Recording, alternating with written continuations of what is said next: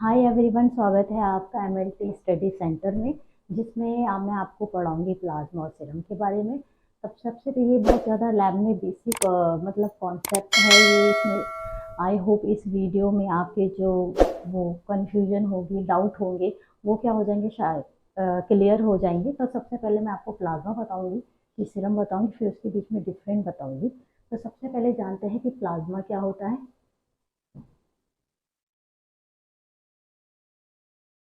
Plasma जो होता है हमारे ब्लड का लिक्विड पार्ट है, एक तरल पार्ट भाग है इसका, ब्लड का, रक्त का एक। तो उसको हम क्या बोलते हैं, प्लाज्मा। तो it is a liquid part of blood. ये क्या है, प्लाज्मा क्या है, लिक्विड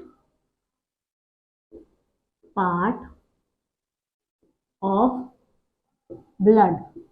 ब्लड का क्या है, एक लिक्विड पार्ट है, जिसका इसका मेन जो कंपोनेंट होते हैं वो क्या काम करते हैं, ट्रांसफर करते हैं मटेरियल को एक भाग से दूसरी भाग के लिए, one part of the body to another. किसके थ्रू, ब्लड वेसल्स के थ्रू, जो हमारे वेन और आर्टरीज के थ्रू क्या करते हैं, ट्रांसफर करते हैं। तो ये क्या है, प्लाज्मा एक मेन कंपोनेंट है ट्रांसफर कराने के लिए मटेरियल को एक भाग से दूसरी भाग के थ्रू, किसके थ्रू, ब्लड वेसल्स के थ्रू, जो कौन कौन सी होती है, वेन होती है, आर्टरीज होती है।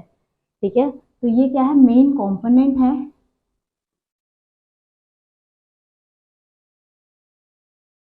मेन कंपोनेंट ऑफ ब्लड और transfer of material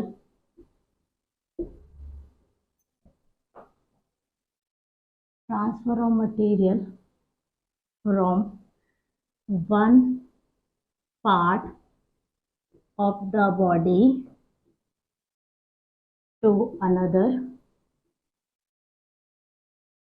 through the blood vessels. किसके थ्रू बोला मैंने, थ्रू द ब्लड वेसल्स के थ्रू ट्रांसफर करती है मटेरियल को। जैसे हॉर्मोन्स हो गए, ठीक है, फैटी एसिड हो गए, थ्रू द ब्लड वेसल्स, जो कौन कौन सी होती है हमारी, वेन और आर्टरी। तो प्लाज्मा क्या पढ़ा हमने, कि प्लाज्मा लिक्विड पार्ट है हमारे ब्लड का। जो हमारे कंपोनेंट होते हैं ब्लड, वो क्या करते हैं, ट्रांसफर करते हैं मटेरियल को one part of the body to another, किसके थ्रू, ब्लड वेसल्स के थ्रू। ठीक है, अब हम जानते हैं कि प्लाज्मा जो होता है उसका कॉम्पोजिशन क्या हो, प्लाज्मा किन किन चीजों से मिलकर बना है। ठीक है, अब हम पढ़ते हैं कॉम्पोजिशन ऑफ प्लाज्मा।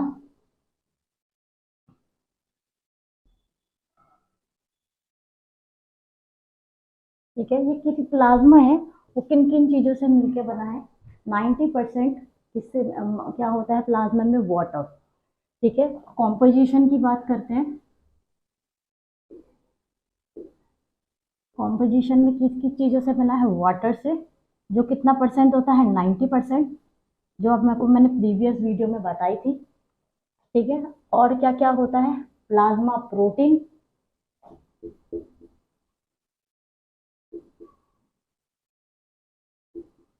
और थर्ड होता है हमारा डिजॉल्व सब्सटेंस।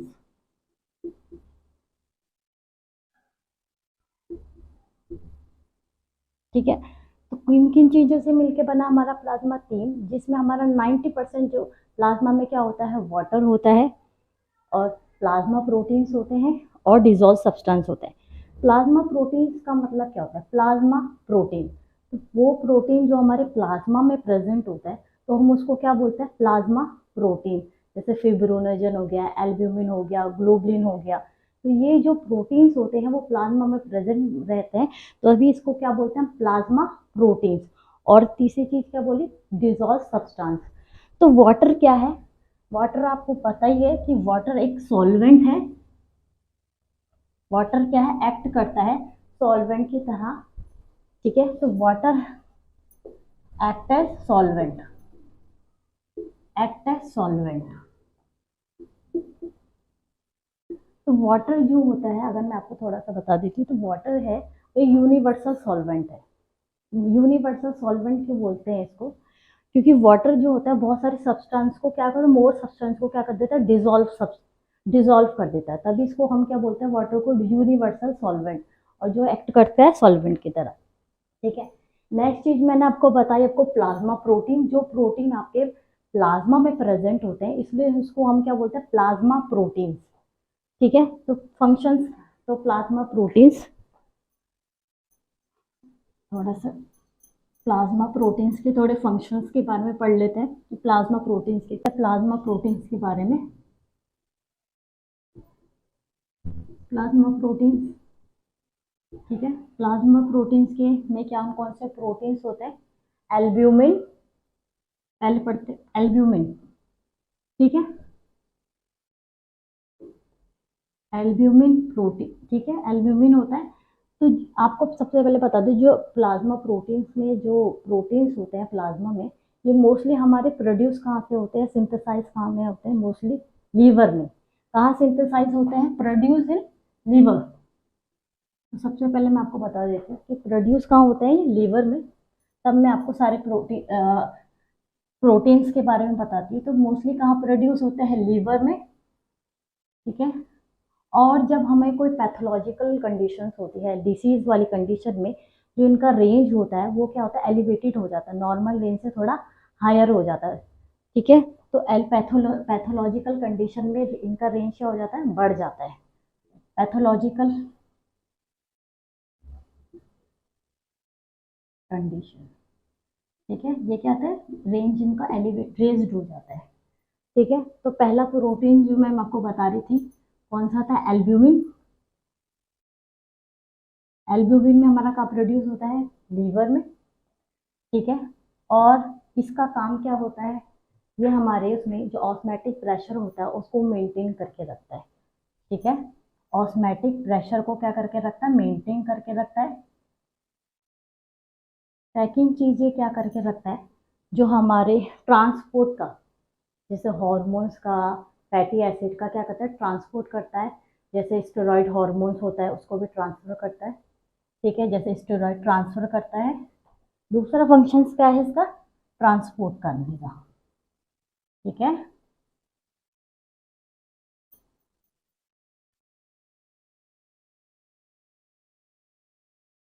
तो ये क्या क्या करता है, जो स्टेरॉइड हार्मोन को ट्रांसपोर्ट करता है, हार्मोन। दूसरा फैटी एसिड। ठीक है। मोस्ट दो इंपॉर्टेंट फंक्शंस है जो याद रखिए, कहाँ पे प्रोड्यूस होता है, एल्ब्यूमिन लीवर में। और ऑस्मेटिक प्रेशर मेंटेन करके रखता है ब्लड में। और ट्रांसपोर्ट क्या कराता है, ये स्टेरॉइड जो हार्मोन्स होते हैं, फैटी एसिड होते हैं। और ये जो प्रोटीन है ये सबसे मेजर उसमें होता है वॉल क्वांटिटी में, जैसे 55% तो एल्ब्यूमिन ही होता है। ठीक है। और इसका जो साइज होता है वो क्या होता है, स्मॉलेस्ट होता है। ठीक है। ठीक है। अब दूसरे प्रोटीन, अब मैं दूसरी आपको बताती हूँ इसका, प्लाज्मा प्रोटीन का सेकंड फंक्शन का क्या काम होता है। सेकंड फंक्शन वो है कोगुलेशन करने का। कोगुलेशन में कैसे में मतलब हेल्प कैसे करता है कोगुलेशन में। ठीक है। दूसरा है कोगुलेशन। कोगुलेशन में जो सबसे इम्पोर्टेंट हमारा क्लॉटिंग फैक्टर होता है वो होता है फिब्रिनोजन। फिब्रिनोजन ये भी हमारा लीवर में ही प्रोड्यूस होता है। ठीक है। कहाँ प्रोड्यूस होता है, लीवर में, जो मैंने आपको बताया था। मोस्टली जो प्लाज्मा प्रोटीन में, प्लाज्मा में जो प्रोटीन्स प्रेजेंट है वो मोस्टली कहाँ सिंथेसाइज हो रहे हैं, लीवर में। ये भी फिब्रिनोजन लीवर में प्रोड्यूस होता है। और ये असेंशियल रोल है इसका कोगुलेशन में, क्लॉटिंग में। ठीक है। तो असेंशियल रोल इन कोगुलेशन, जैसे फिब्रिनोजन का कन्वर्ट होता है किसमें, फिब्रिन में, फिब्रिन थ्रेड में। तब कोगुलेशन क्लॉटिंग प्रोसेस क्या होती है, स्टार्ट होती है। ठीक है। तीसरा फंक्शन जो होता है कोगुले प्लाज्मा प्रोटीन्स का, वो होता है डिफेंस मैकेनिज्म। डिफेंस कैसे करती है हमारे मतलब बॉडी को, मतलब किस तरीके से माइक्रो ऑर्गेनिज्म से प्रोटेक्ट करके रखती है। ठीक है। डिफेंस मैकेनिज्म में जो ग्लोबुलिन होता है, ग्लोबुलिन, ग्लोबुलिन जो होते हैं ठीक है, वो तीन तरह के हैं, तीन तरह के, alpha beta gamma. Alpha beta, तीसरा मैंने बताया आपको गामा। ठीक है, जो गामा ग्लोबुलिन होती है ये प्रोडक्शन करती है, प्रोड्यूस करती है क्या, एंटीबॉडीज को। ठीक है, तो ये क्या प्रोड्यूस करती है, जिसको हम इम्यूनोग्लोबुलिन बोलते हैं, क्या बोलते हैं, इम्यूनोग्लोबुलिन। तो ये क्या प्रोड्यूस करती है, प्रोडक्शन ऑफ एंटीबॉडी। इसके अगेंस्ट करती है फॉरेन पार्टिकल्स की, फॉरेन बॉडीज की, जैसे बैक्टीरिया के, वायरस के। ठीक है, इसके अगेंस्ट क्या बनाती है, antibodies.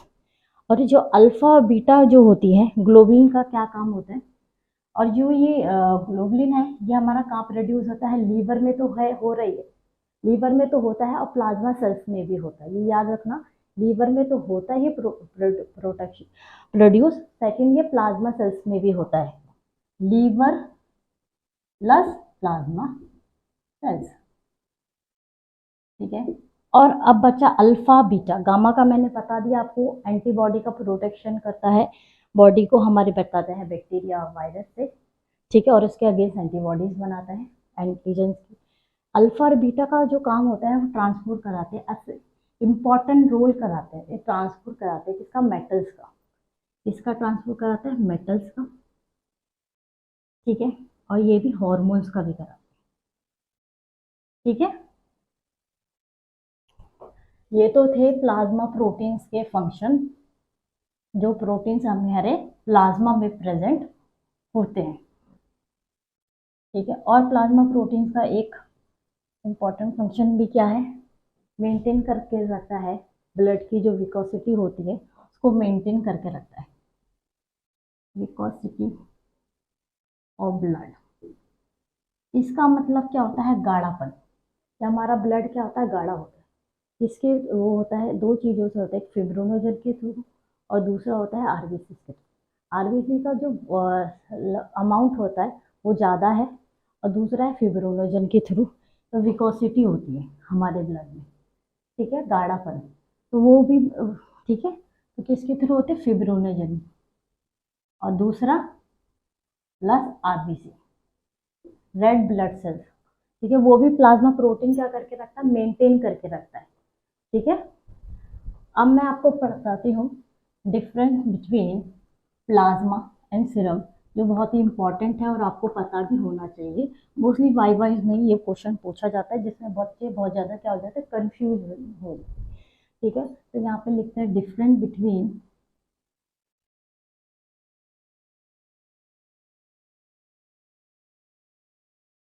Between plasma and serum. ठीक है, यहाँ पे लिखते हैं प्लाज्मा, और यहाँ पे आएगा हमारा, यहाँ पे लिखते हैं plasma,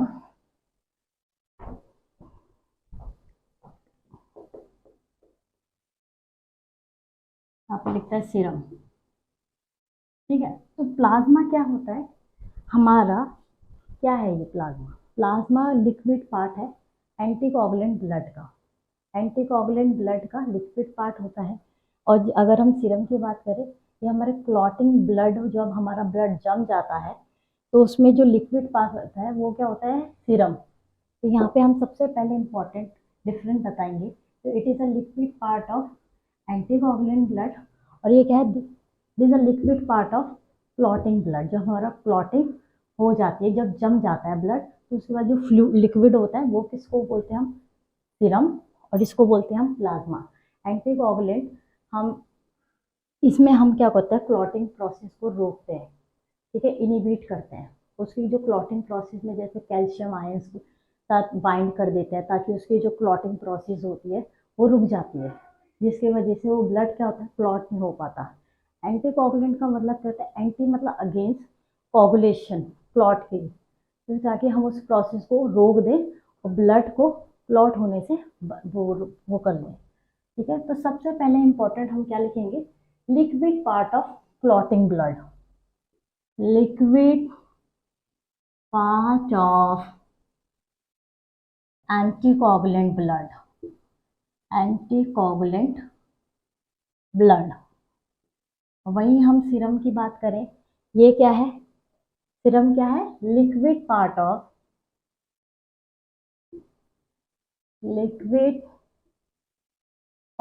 of clotting blood.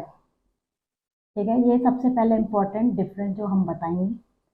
Second जो होते हैं, इसमें जो क्लॉटिंग फैक्टर्स होते हैं वो प्रेजेंट होते हैं किसमें, प्लाज्मा में। और वहीं हम सीरम की बात करें, सीरम में जो आपके क्लॉटिंग फैक्टर होते हैं वो एब्सेंट होते हैं। ठीक है, तो सेकंड डिफरेंस क्या है, clotting factor, all clotting factors are present. ठीक है, इसमें क्लॉटिंग फैक्टर्स क्या होते हैं, प्रेजेंट होते हैं, और इसमें अब्सेंट होते हैं क्लॉटिंग फैक्टर,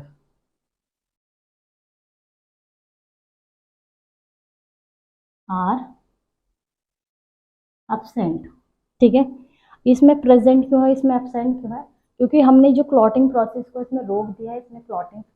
ठीक है, और इसमें क्लॉटिंग फैक्टर, क्लॉटिंग मतलब जितने भी क्लॉटिंग फैक्टर होते हैं वो यूज हो जाते हैं कोआगुलेशन के टाइम, इसलिए इसमें क्लॉटिंग फैक्टर क्या होते हैं, अब्सेंट होते हैं, और वही प्लाज्मा में प्रेजेंट होते हैं। इसमें ये भी याद रखिए, इसमें सारे क्लॉटिंग फैक्टर्स होते हैं एक्सेप्ट कैल्शियम आयंस को छोड़ के, क्योंकि वो एंटी कोगुलेंट ही कैल्शियम आयंस के साथ बाइंड करके उस कोगुलेशन प्रोसेस को प्रिवेंट कर देता है।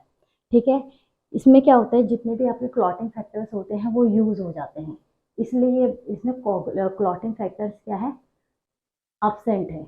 ठीक है, अभी सबसे सेकंड पूछा जाता है कि फिब्रोनोजन किस में प्रेजेंट होता है, मोस्टली पूछा जाता है, तो इसमें हम बहुत ज़्यादा कंफ्यूज हो जाते हैं, जैसे कि प्लाज्मा में फिब्रोनोजन प्रेजेंट होता है या सीरम में फिब्रोनोजन प्रेजेंट होता है। तो सबसे सेकंड थर्ड जो हम लिखेंगे, फिब्रोनोजन आर, इसमें फिब्रोनोजन क्या होता है, प्रेजेंट होता है, इसमें फिब्रोनोजन क्या होता है, अब्सेंट होता है। ठीक है,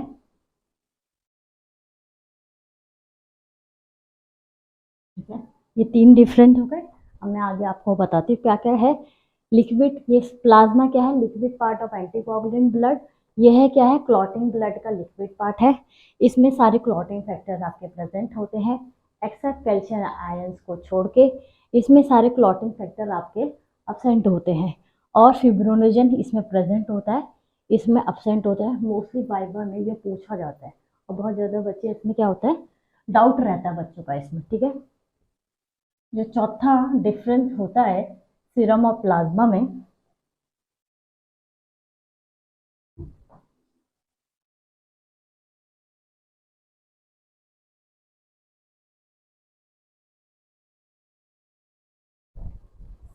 प्लाज्मा को ऑब्टेन कर सकते हैं फ्रॉम एंटीकोगुलेंट, ये फोर डिफरेंट है, एंटीकोगुलेंट मिक्स ब्लड। ठीक है, और ये हम ऑब्टेन कर सकते हैं प्लाज्मा को आफ्टर क्लॉटिंग ऑफ ब्लड। ठीक है, तो इसमें हम क्या पढ़ रहे हैं कि ऑब्टेन कर सकते हैं एंटीकोगुलेंट विद मिक्स ब्लड से। ठीक है, जब हमारा प्लाज्मा जो ब्लड होता है वो एंटीकोगुलेंट के साथ जब बाइंड वो हो जाए, मिक्स हो जाए, तो हमें प्लाज्मा मिल जाता है। और सीरम हमें कब मिलता है, जब क्लॉटिंग, जब ब्लड जो होता है प्रॉपर, जब 15 से 30 मिनट तक जब प्रॉपर क्लॉटिंग हो जाती है, तो तब हम सीरम को क्या कर सकते हैं, ऑब्टेन कर सकते हैं। ठीक है, पांचवा डिफरेंट होता है इसका वॉल्यूम की बात करें प्लाज्मा की, 55% ऑफ टोटल ब्लड वॉल्यूम। और वही इसकी अगर वॉल्यूम की बात करें, इसके कंपेयर क्या होता है, लेस होता है सीरम। ठीक है, क्या होता है, लेस होता है। तो ये टोटल ब्लड वॉल्यूम का 55% क्या होता है, हमारा प्लाज्मा। वही इसके वॉल्यूम की बात करें, ये क्या होता है, इसके कंपेयर क्या होता है, लेस होता है, कम होता है। ठीक है, तो हम लिख सकते हैं यहाँ पे 6 जो डिफरेंट होता है इसमें, 6 जो इसमें प्लाज्मा सीरम में डिफरेंट होता है वो क्या होता है, प्लाज्मा क्यों होता है, वो हम क्या कर सकते हैं इजीली, मतलब मतलब प्लाज्मा जो होता है वो लेस टाइम कंज्यूमिंग होता है, इसमें ज़्यादा टाइम नहीं लगता। और वही सीरम करें, सीरम को सेपरेट करने में क्या होती है, डिफ़िकल्टी होती है और ये बहुत ज़्यादा टाइम लेता है, मोर टाइम कंज्यूमिंग होता है। तो सब 6 डिफरेंट के लिए कहते हैं easier and less time consuming. वही सीरम क्या होता है, more difficult, more difficult and time consuming. ठीक है, तो इसको हम इजीली से सेपरेट कर सकते हैं और इसमें ज़्यादा हमें टाइम नहीं लगता। वही हमें जो क्लॉटिंग करने में जैसे उसको एम्पल को क्लॉट होने में भी टाइम लगता है, जैसे 15 से 20 सेकेंड लगते हैं उसको क्लॉट होने में, तो उसको डिफ़िकल्ट है सेपरेट करना और ये क्या मोर टाइम कंज्यूमिंग। ठीक है, 7 डिफरेंट होता है प्लाज्मा और सीरम में। जो प्लाज्मा होता है, प्लाज्मा क्या है, एक स्ट्रॉ कलर का फ्लूइड है। ठीक है, क्या होता है, स्ट्रॉ कलर का फ्लूइड। तो 7 डिफरेंट आएगा, स्ट्रॉ कलर फ्लूइड। वही हमारा सीरम क्या होता है, ये हमारा liquid part of blood after centrifugation. Centrifugation machine है जिसमें हम सीरम और प्लाज्मा को क्या कर सकते हैं, सेपरेट कर सकते हैं। ठीक है, तो ये क्या है, स्ट्रॉ कलर का फ्लूइड होता है प्लाज्मा, और वही liquid part of blood after centrification. ठीक है, ये डिफरेंट होता है कि प्लाज्मा क्या क्या प्लाज्मा क्या कंटेन करता है, कंटेन है क्या क्या होता है, वाटर, जो मैंने आपको बताया 90% वाटर होता है, इलेक्ट्रोलाइट्स, हॉर्मोन्स भी होते हैं। ठीक है, वही इसमें भी हमारा क्या कंटेन कर है, मतलब क्या क्या होता है प्लाज्मा में, वाटर होता है 90 से 92%, प्रोटीन्स हो गए, एल्ब्यूमिन हो गया। ठीक है, और इसमें प्लाज्मा में क्या क्या होता है, क्लॉटिंग फैक्टर्स। ठीक है, क्या क्या कंटेन करके होता है, वाटर, इलेक्ट्रोलाइट, हॉर्मोन्स और क्लॉटिंग फैक्टर। प्लाज्मा में क्या होता है, वाटर होता है, प्रोटीन्स होते हैं, हॉर्मोन्स भी होते हैं और एंटीबॉडीज भी होती हैं। एंटीबॉडीज हमारी किस में प्रेजेंट होती हैं, सीरम में। ठीक है, 9 डिफरेंट होता है।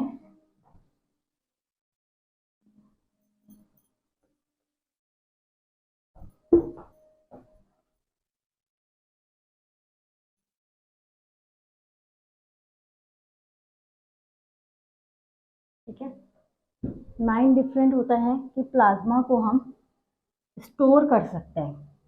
ठीक है, एक स्टोर कर सकते हैं प्लाज्मा को, स्टोर। तो यहाँ पे हम लिखेंगे प्लाज्मा कैन बी स्टोर्ड,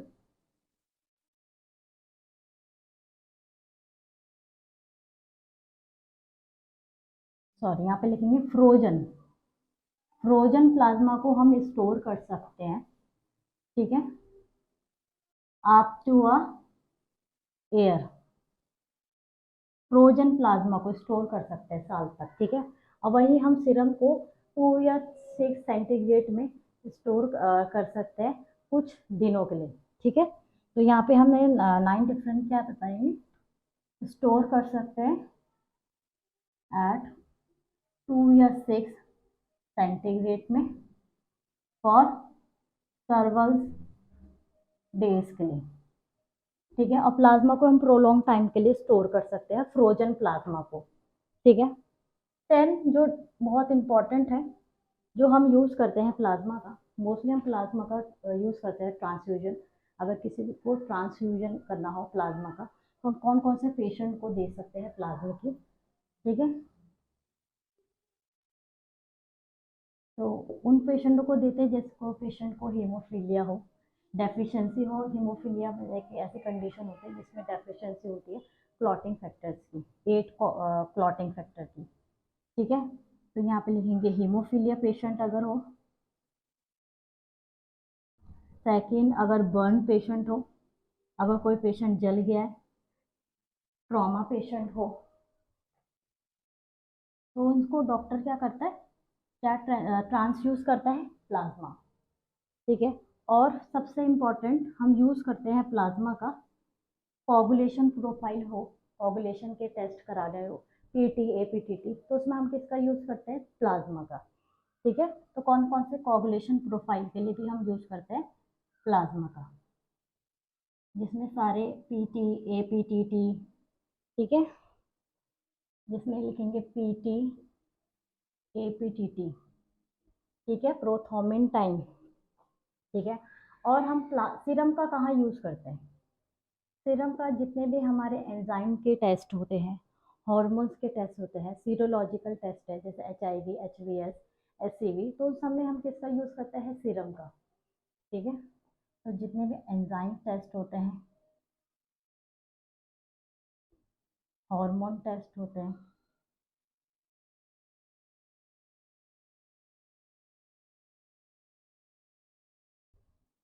ठीक है, और सीरोलॉजिकल टेस्ट, सीरोलॉजिकल लैब में हम यूज़ करते हैं जैसे HIV, HbS, HIV हो गया, HbS AG हो गया, HCV हो गया, ठीक है। ये 10 मैंने आपको डिफरेंट बताए हैं सीरम और प्लाज्मा के।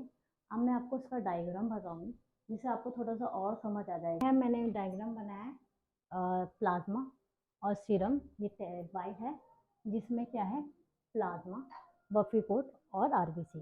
जो नीचे आपको दिख रही है ये क्या है, आरबीसी, जो क्या है 40, जो कितनी परसेंट होती है, 45%। और बीच में क्या होती है, बफी कोट की एक लेयर होती है जिसमें प्लेटलेट प्लस WBC होती है, जो कितने परसेंट होते हैं, वाइट 1%। और जो ऊपर है ये है प्लाज्मा, जो क्या होता है 55%, ठीक है। वहीं सीरम की बात करें तो सीरम जब हमारा ब्लड क्लॉट हो जाता है, तो ये क्लॉट है, ब्लड है, और इसके ऊपर जो लिक्विड पार्ट दिख रहा है, तो ये क्या है, सीरम, ठीक है। तो आज के लिए आई होप आपको इसमें अपने डाउट्स क्लियर हो जाएंगे सीरम और प्लाज्मा के, ठीक है। तो थैंक यू। अगर आपको अच्छी लगी हो तो कमेंट करके ज़रूर बताइएगा। आज के लिए